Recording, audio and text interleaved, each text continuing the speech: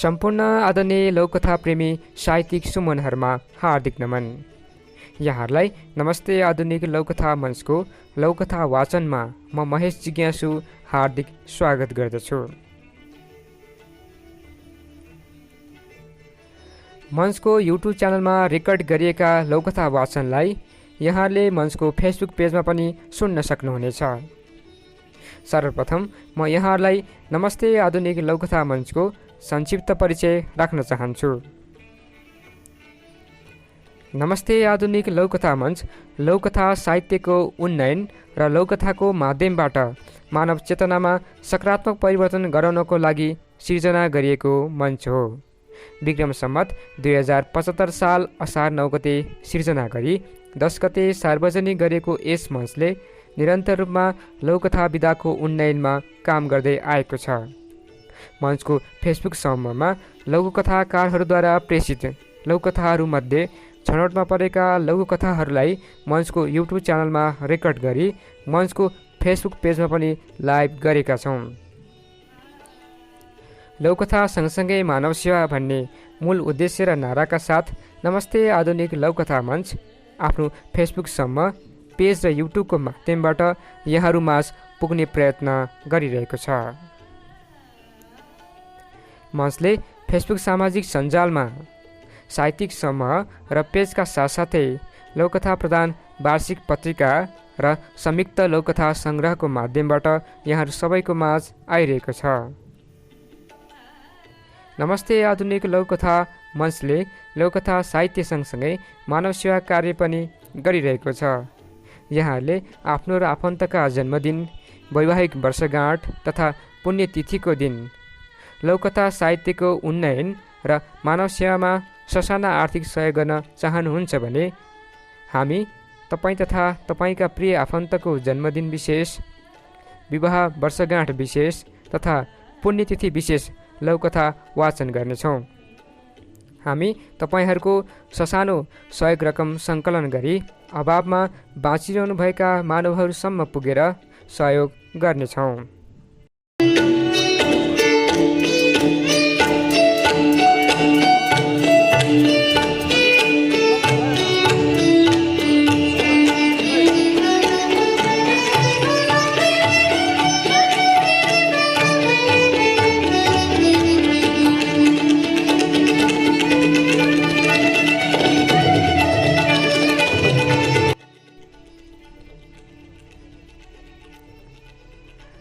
अब भने लौकथा वाचनको समय भएको छ। म तपाईँहरूलाई 6वटा लौकथा पढेर सुनाउन गइरहेको छु। नमस्ते आधुनिक लौकथा मञ्चको युट्युब च्यानललाई सब्सक्राइब गरी नजिकैको घन्टीमा थिचेर नमस्ते आधुनिक लौकथा मञ्चको प्रत्येक कार्यक्रमसँग जोडिन म यहाँहरू सबैलाई हार्दिक अनुरोध गर्दछु र फेसबुक पेजलाई लाइक तथा फलो गरी नमस्ते आधुनिक लौकथा मञ्चको फेसबुक तथा युट्युबमा जोडिन आह्वान गर्दछु। आदरणीय लघुकथा प्रेमी साहित्यिक सुमनहरू, अब म कार्यक्रममा कथा वाचनतर्फ अघि बढ्छु। आजको कार्यक्रममा मलाई प्राप्त भएको पहिलो कथा रहेको छ डाक्टर विदुर चालिसेको कथा सरमजीवी। अब म यहाँहरूलाई डाक्टर विदुर चालिसेको कथा सरमजीवी वाचन गरेर सुनाउन गइरहेको छु। कथा सरमजीवी यसरी सुरु हुन्छ।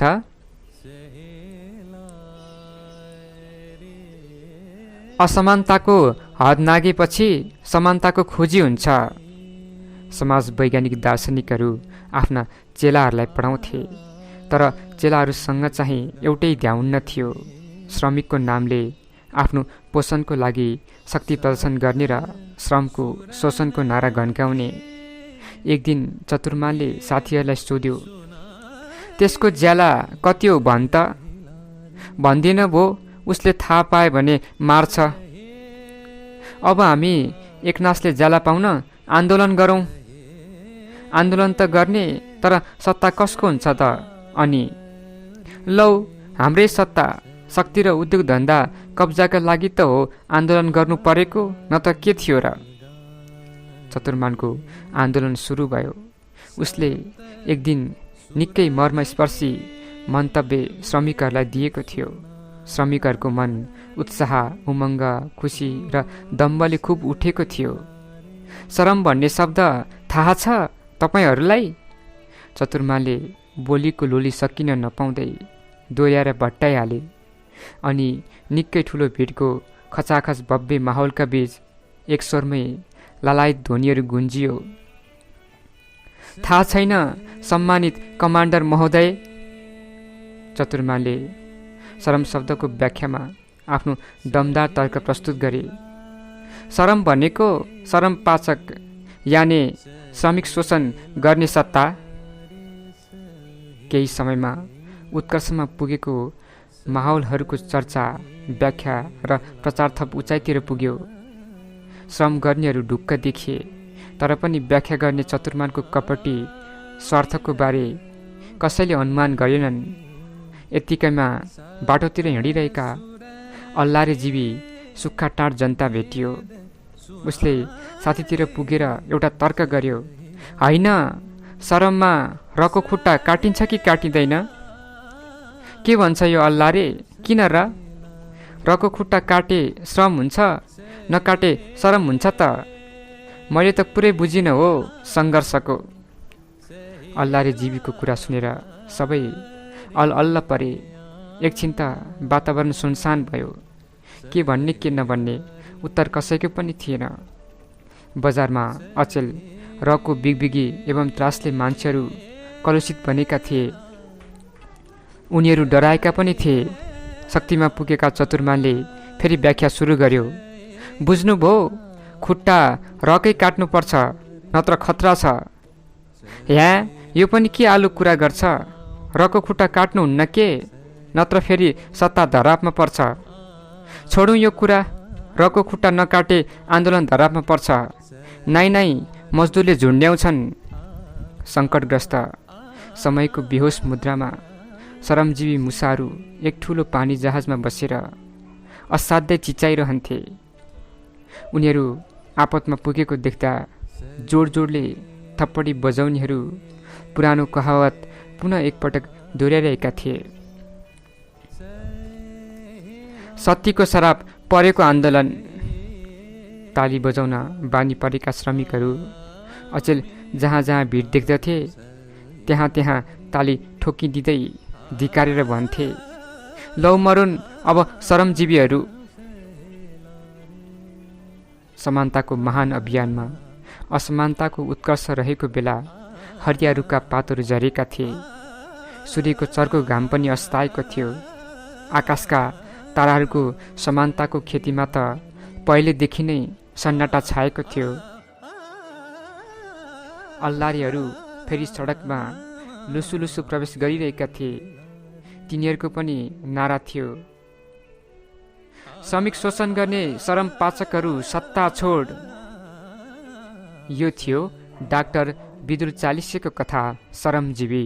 डाक्टर विदुर चालिसे काठमाडौँबाट हुनुहुन्छ।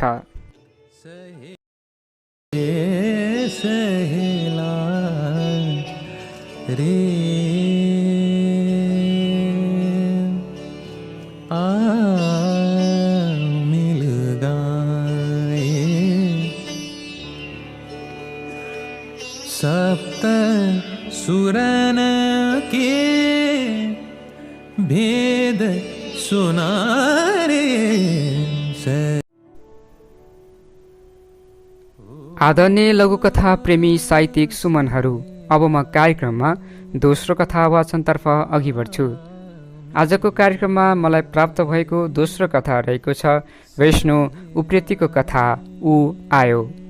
अब म यहाँहरूलाई वैष्णो उप्रेतीको कथा ऊ आयो वाचन गरेर सुनाउन गइरहेको छु। कथा ऊ आयो यसरी सुरु हुन्छ। पिँढीमा लम्पसार परिरहेको नाम्लोले चटपटाउँदै डोकोलाई भन्यो, ए आँखले डोको, के घोप्टो परेर सुतिरहन्छस्? उठ, तनाक तुनुक गर। अब काममा जाने बेला भयो। अहिले ऊ आउँछ। नकरा नकरा, आज ऊ आउँदैन। मलाई थाहा छ आज उसको उत्सवको दिन हो।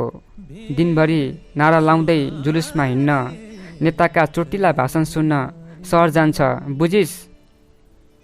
त नाम्लो र म डोको दिनभरि सुतिरहने हो। डोकोले सुती सुती भन्यो।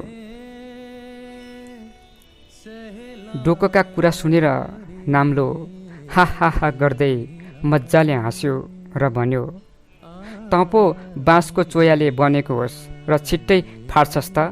म त सनपाटको डोरी हुँ। यस्ता अनेकौँ दिवसहरू देखेको छु। दिनभरि दिवस मनाउन कुद्ने कुनै मजदुरको साँझमा चुलो बल्दैन। कसैले दिनभरि जुलुसमा गए बापत आजको पारिश्रमिक दिँदैन। यस्ता दिवसहरू, नारा जुलुसहरू, भाषणहरू सबै नेताहरूले मजदुरहरूलाई उपयोग गरेर राजनीति गर्ने र सत्ता हत्याउने दाउपेचको खेल मात्र हो। डोको र नाम्लोको गफगाफ सकिएकै थिएन। ऊ आयो। नाम्लोले डोकोलाई राम्रो गरी बेरेर पिठीमा बोकेर हिँड्यो। नाम्लो मुसु मुसु हाँस्यो।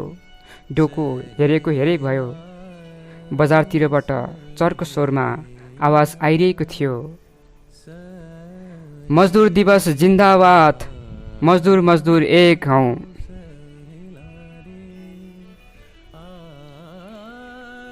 यो थियो विष्णु उप्रेतीको कथा ऊ आयो।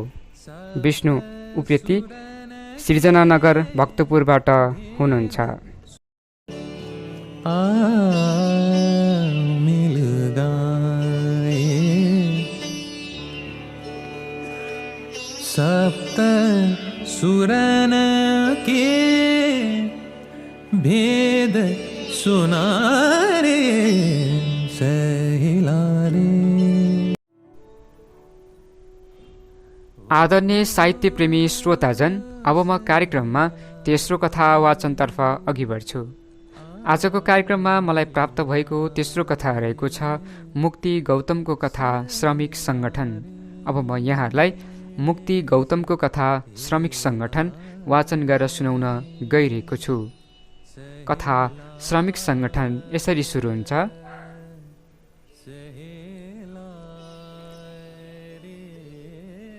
श्रमिक सङ्गठनका लाखौं उग्र कार्यकर्ताले चक्काजाम गरेर यातायात अवरोध थियो।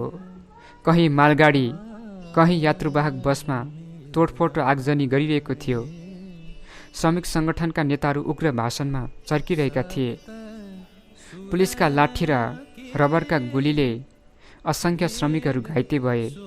प्रहरी र प्रदर्शनकारीको भिडन्तमा 2 जना श्रमिक र 5 जना प्रहरीको मृत्यु भयो। घाइते प्रहरी र प्रदर्शनकारीलाई नजिकैको अस्पताल पुर्याइयो।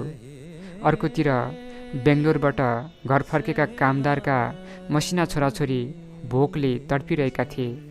खाना नपाएर 2 जना बालकको पनि मृत्यु भयो। यता श्रमिक सङ्गठनका 4 जना प्रमुख नेतालाई पुलिसले चौकी पुर्यायो। उनीहरूको खानतलासीको क्रममा आपत्तिजनक सामग्री भेटियो। सिबिआई मार्फत मामिलाको अनुसन्धान गर्दा 4 जना मजदुर नेता, अकुत सम्पत्तिका मालिक र उच्च ओहदाका मन्त्रीहरूसँग साँठगाँठ भएको पाइयो।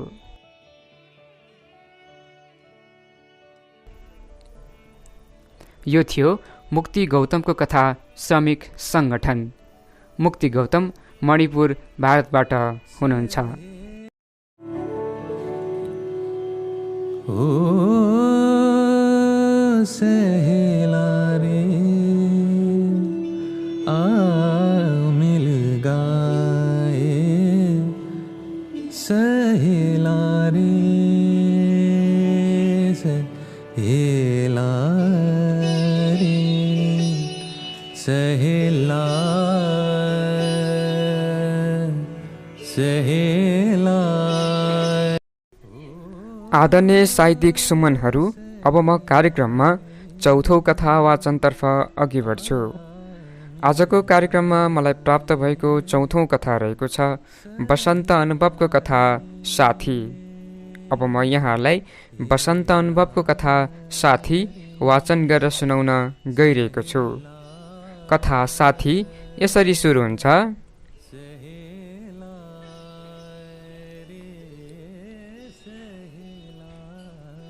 होइन, यसरी कतिन्जेल बस्छस् खुरुक्क गएर सुखला लिएर। तनले आदेश दिँदै मनलाई भन्यो। तर मनले सुनेको नसुने गर्यो। दुःखले भने उसको अनुहार क्वारक्वार्ती हेरिरह्यो। कति अट्टेरी होला यो, होइन ए नाथे, यो दुःखसँग कति टाँसी बस्छस् हँ? म त अब यो दुःखसँग एकछिन बस्न सक्दिनँ, हारथाक खाइसके। दिक्क हुँदै तनले भन्यो। तनको कुरा सुनेर दुःखको अनुहार अमिलो भयो, तर केही बोल्ने हिम्मत गरेन। तन भने चुपचाप बसिरह्यो। मनले आफ्नो कुरा व्यवस्था गरेको देखेर तनले अपमान महसुस गर्यो।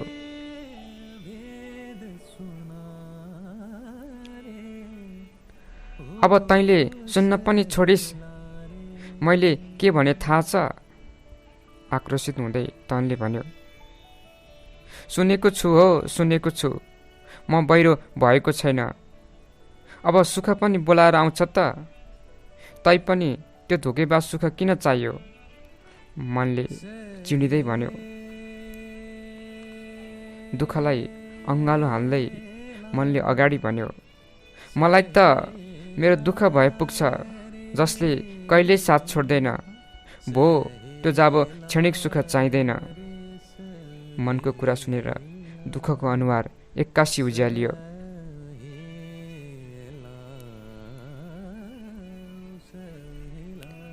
यो थियो बसन्त अनुभवको कथा साथी।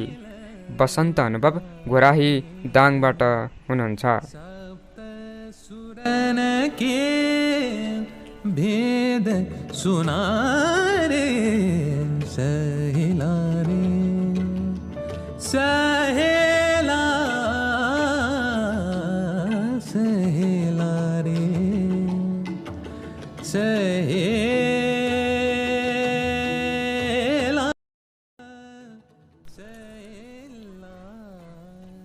आदरणीय लघुकथा प्रेमी साहित्यिक सुमनहरू, अब म कार्यक्रममा 5औं कथा वाचनतर्फ अघि बढ्छु। आजको कार्यक्रममा मलाई प्राप्त भएको 5औं कथा रहेको छ लक्ष्मी रिजालको कथा श्रमिक। अब म यहाँहरूलाई लक्ष्मी रिजालको कथा श्रमिक वाचन गरेर सुनाउन गइरहेको छु। कथा श्रमिक यसरी सुरु हुन्छ।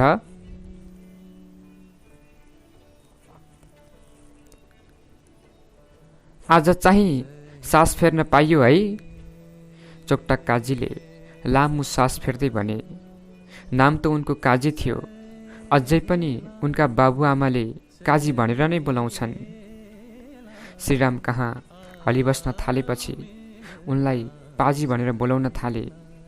बहुदल कालसम्म उनी मन खुम्च्याएर बसेका थिए। गणतन्त्र भित्रेपछि भने असन्तोषी मन देखाइदिए। उनलाई पाजी भन्न छोडियो। धनीका दिन सकिए र गरिबका दिन आए भनियो। गाह्रो लागे पनि नबोलाई नहुनेले उनलाई काजी भनेर बोलाउन थाले। दरिद्र नायालाई काजी भन्न पर्यो भन्न थाले। एक दिन खै के घटना भयो, श्रीरामका दलानमा पञ्चायती बस्यो। छोराले लगाएको सुनको टप काजीले नै चोरेको आरोप लगाए। परिबन्धमा पारेर आरोप सत्यमा परिणत गर्न खोजियो। त्यस घटनापछि उनलाई चोरकाजी भन्न थालियो। पछि पछि अपभ्रंश गरेर चोप्टाकाजी भन्न थालियो। उनी जस्तै गाउँठाउँका मजदुरहरूले गोष्ठी गरे। 8-8 घण्टा काम, मनोरञ्जन र आरामको सिद्धान्तबारे भोगाइहरू सुनेर सुनाए। मालिकहरू मजदुर एकताबाट डराए। फलतः अन्तर्राष्ट्रिय मजदुर कानुन लागू गरे र गराए। आज मे 1 का दिन सबै मजदुरले छुट्टी पाए। अचेल उनलाई काजी शब्दसँग होइन, श्रमिक शब्दसँग प्रेम परेको छ। त्यसैले चोक्टा काजी भन्ने गर्छन्। गरेर खान पाए पुग्यो। दुनियाँको खुन पसिना चुसेर पापको भारी बोक्न नपरोस्।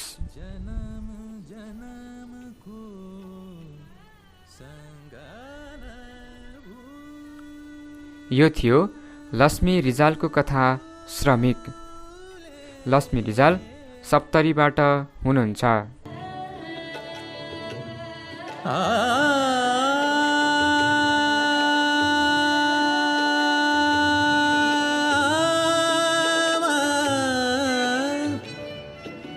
ये री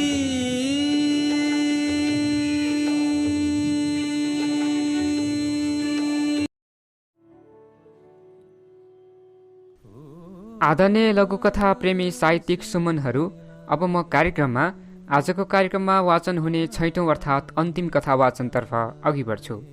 आजको कार्यक्रममा मलाई प्राप्त भएको अन्तिम कथा रहेको छ नन्दलाल आचार्यको कथा मजदुर दिवसको शुभकामना। अब म यहाँलाई नन्दलाल आचार्यको कथा मजदुर दिवसको शुभकामना वाचन गरेर सुनाउन गइरहेको छु। कथा मजदुर दिवसको शुभकामना यसरी सुरु हुन्छ। मल्काइन काजमे जाइला बेर भेलै हम चल जाइछि। बुदनाले आफ्नी मालिकनीलाई काममा जान बेर भएको कुरा बतायो। त्यसबेला खेतमा मकै र चैते धान गोड्ने बेला भएको थियो। काम गर्न खेतमा पसिसकेको बुदनालाई राधारी घर बोलाएकी थिइन्। उसको पाइलो आँगनमा पर्नासाथ राधाले हातगोडा धोएर बैठक कोठामा आउन अराएकी थिइन्। बुदनाले पनि उनको कुरा शिरोधार्य गरेको थियो। बैठक कोठामा टिभीमा उसलाई मनपर्ने पुरानो फिल्म चलिरहेको थियो। केही बेर त सारा कुरा भुलेर फिल्म हेर्न थाल्यो। मालिकनीले सोफामा बस्न भन्दा ऊ अत्तालियो। चारैतिर हेऱ्यो। मालिकको उपस्थिति देखेन। उनीहरू दुई र चरोमुसो बाहेक त्यस भव्य भवनमा अरू कोही थिएन।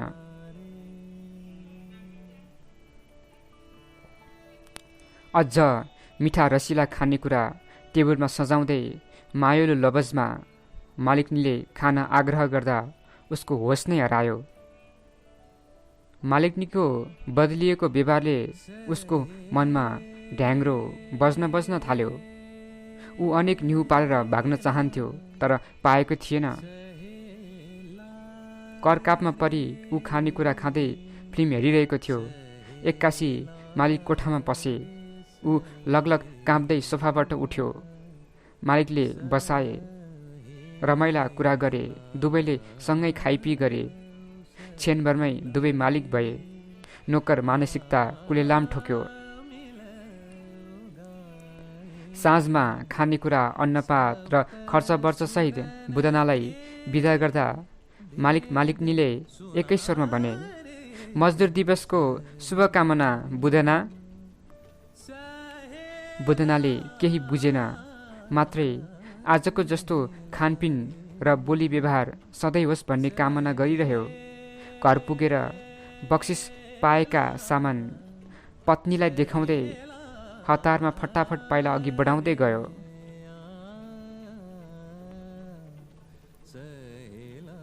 यो थियो नन्दलाल आचार्यको कथा मजदुर दिवसको शुभकामना। नन्दलाल आचार्य उदयपुरबाट हुनुहुन्छ भने उहाँ हाल सिराहामा रहनुहुन्छ।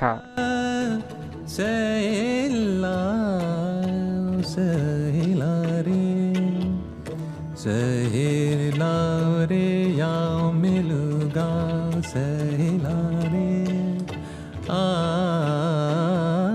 मिलगा सहेला रे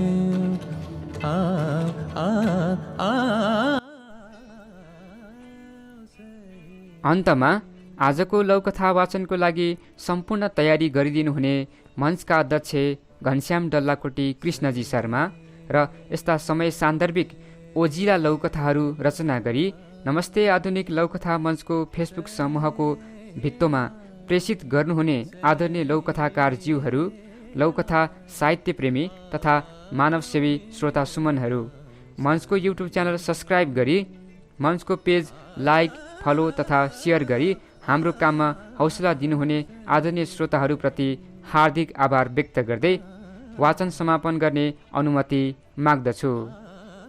यहाँहरू सबैको पल शुभ रहोस्। नमस्कार। सहेला रे